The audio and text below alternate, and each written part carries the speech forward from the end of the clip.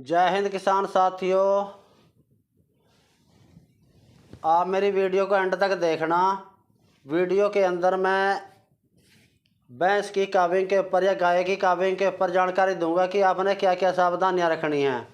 आप वीडियो को एंड तक देखना और दूसरे साथियों को भी शेयर करना। जब भैंस की डिलीवरी होती है तो उस समय बहुत नाजुक दौर होता है और बॉडी का टेम्परेचर भी बढ़ जाता है जब काविंग करता है, और शरीर का भी पूरे का जोर लगा हुआ होता है जब काविंग करता है पशु।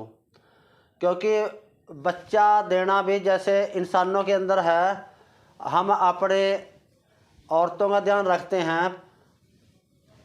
बच्चा जब पैदा होता है तो उस समय बहुत नाजुक दौर है, तो हमने छोटी छोटी बारीकी से देखना है इसको कि कहीं हमारे पास से कोई कमी ना रह जाए।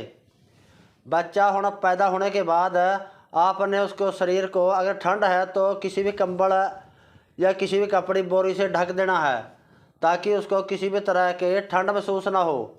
और फिर बहुत से किसान साथी पूछते हैं अगर वो भरा हुआ है तो उसको नहलाएं या ना नहलाएं।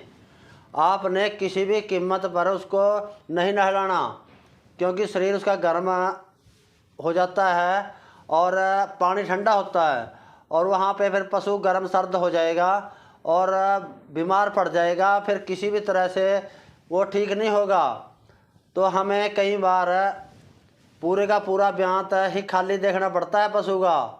तो इसीलिए किसान साथियों, अगर भरा हुआ है तो आप गर्म पानी करके, गुनगुना पानी करके किसी भी कपड़े को लेकर, सूती कपड़े को या बोरी का टाट लेकर अच्छे से साफ़ कर दीजिए उसको। आपने किसी भी कीमत पर उस दिन नहीं नहलाना। हो सके तो 2 या 3 दिन बचा के रखना चाहिए ठंड से। अगर गर्मी के मौसम है तब भी हमने बहुत सोच समझ कर नहलाना है। अगर काम ऐसे ही चल जाता है कपड़े से पहुँच कर चलाना चाहिए। फिर बहुत से किसान साथी पूछते हैं कि बच्चे को नहलाएं या ना नहलाएं। आपने बच्चे को तो 10 दिन किसी भी कीमत पर नहीं नहलाना।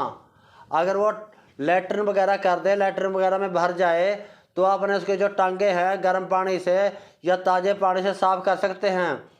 उसकी पीठ के ऊपर, सर के ऊपर कभी भी पानी ना गिराएं, क्योंकि उसके ऊपर एक स्मेल होती है। अगर वो स्मेल ख़त्म होगी तो आपकी भैंस बच्चा नहीं लगाएगी।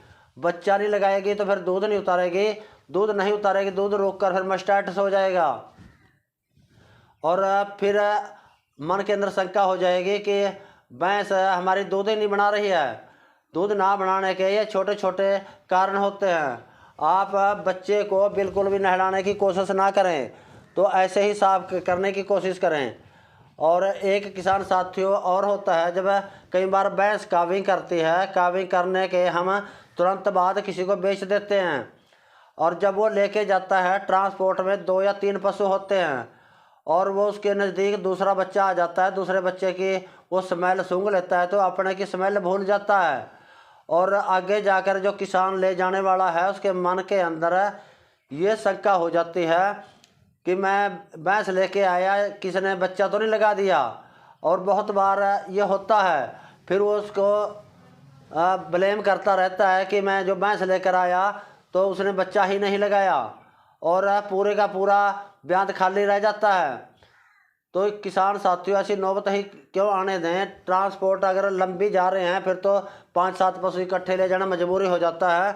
अगर आपने एक भैंस खरीदी है, कई बार दूसरे के साथ टोचन करके ले आते हैं किराए के चक्कर के मारे में। 2-4 हज़ार का कुछ हेर फेर नहीं होता। तो आप बहुत सेफ्टी से काविंग के बाद आपने ध्यान रखना है। 3-4 दिन के बाद फिर पशु को अच्छी तरह से नहला देना है। और नहलाना हमने कैसे है, या तो गुनगुने पानी से या फिर वाटर सप्लाई का ताज़ा पानी हो। आपने ठंडे पानी से किसी भी कीमत पर नहीं नहलाना, क्योंककि बॉडी का टेम्परेचर 37 डिग्री से ऊपर होता है इसका पशु का। जैसे आदमी का 37 होता है, पशु का 37 डिग्री से ऊपर होता है। तो हमने ठंडे पानी में किसी भी तरह से नहीं नहलाना। अगर आप इन छोटी छोटी बातों का ध्यान रखेंगे तो मेरा दावा है कि आपको किसी भी तरह का लॉस नहीं उठाना पड़ेगा। और बच्चा जैसे कहीं से भी भर जाता है, जैसे देखो इसकी टांगें या खूर लैट्रिन लग जाते हैं कई बार, तो वो साफ़ कर सकते हैं। हमने बच्चे के ऊपर पानी नहीं गिराना। तो ये छोटी छोटी बातों का ध्यान रखेंगे तो किसी तरह की कोई दिक्कत नहीं होगी। ज़्यादा कुछ ना कहता हुआ नमस्कार, जय हिंद जी।